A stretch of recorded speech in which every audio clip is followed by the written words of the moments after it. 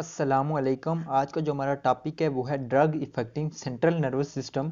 और उसमें हम जिस क्लास ऑफ ड्रग को स्टडी करेंगे वो है हमारे पास anxiolytics and hypnotics drugs. Anxiolytics mean के जो हम यूज़ करते हैं for the treatment of anxiety. Anxiety कहते हैं कि a condition of fear, feeling of fears mean किसी एग्जाम को लेके हमें फियर चल रहा है या आने वाले फ्यूचर को लेके हमें फियर है, तो उस स्टेट को, उस कंडीशन को कहते हैं कि एंजाइटी। एक बात याद रखना कि एनजाइटी का लेवल अगर बढ़ जाए तो anxiety lead to depression, anxiety से बंदा डिप्रेशन में चला जाता है। तो ऐसी ड्रग्स जो हम यूज़ करते हैं for the treatment of anxiety उनको हम कहते हैं एंजियोलाइटिक्स ड्रग्स। और सेकंड कि हिप्नोटिक्स, हिप्नोटिक कहते हैं या हिप्नोसिस कहते हैं कि आर्टिफिशियल स्लीप इंड्यूसिंग, जो हम यूज़ करते हैं फॉर दी स्लीपिंग मीन के स्लीप कॉजिंग ड्रग्स को हम कहते हैं हिप्नोटिक्स ड्रग्स। तो उसमें एग्जांपल देखें अगर हम, तो सबसे पहले आते हैं कि बेंजोडाइजापीन एक स्लीप कॉजिंग ड्रग्स है और मसल रिलैक्सेंट ड्रग्स है। इसमें एग्जांपल आ जाती है अल्प्राजोलाम की। फिर बारबिचुरेट्स आते हैं जिसमें एग्जांपल आती है ड्रग की बारफिनोबार्बिटोन। फिर थर्ड पे हमारे पास आती है बेस्पोइरॉन। आज जो हम स्टडी करेंगे वो है बेंजोडाइजापीन। इसको स्टडी करने से पहले आपने एक पॉइंट याद रखना है कि जब भी सेल के अंदर क्लोराइड्स की कंसंट्रेशन बढ़ेगी, मीन क्लोराइड इन सेल, जब क्लोराइड सेल के अंदर आएगा तो उसकी वर्किंग जो है वो कम होगी। और जब सोडियम सेल में आएगा तो उसकी जो वर्किंग है वो बढ़ेगी, mean sodium concentration in cell जब वो बढ़ेगी तो उसकी वर्किंग भी बढ़ेगी।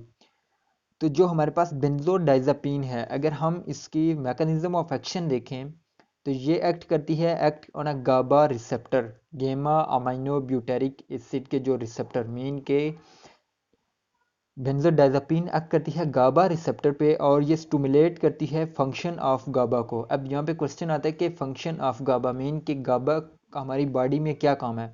तो जब बेंजोडाइजापीन हमारी जो गाबा रिसेप्टर है उस पर एक्ट करती है तो उसकी वर्किंग को बढ़ाती है। तो उसका जो काम है, मीन जो गाबा है वो हमारे पास क्लोराइड कंसंट्रेशन इन सेल उसको बढ़ाता है और हमारे पास सोडियम और कैल्शियम है उसकी कंसंट्रेशन को कम करता है।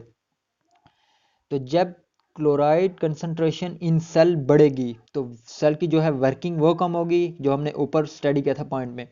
और इसी के साथ साथ जब सोडियम और कैल्शियम जो हमारे पास है उसकी कंसंट्रेशन सेल के अंदर कम होगी, तब भी हमारे पास जो सेल की वर्किंग है वो कम होगी। तो जब सेल की वर्किंग कम होगी तो हम कह सकते हैं कि मीन, इसलिए हम इसको यूज़ करते हैं फॉर हिप्नोसिस। मीन के जब सेल की वर्किंग कम होती है तो सेल रिलैक्स मोड में होते हैं और हमारे पास जो स्लीप इंड्यूस होती है। फिर इसके आते हैं कि थेराप्यूटिक यूजेस।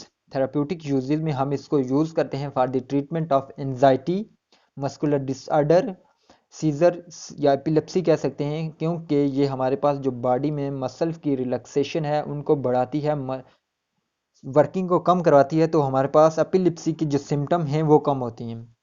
फोर्थ पे हमारे पास इसको यूज़ करते हैं for the treatment of sleep disorder.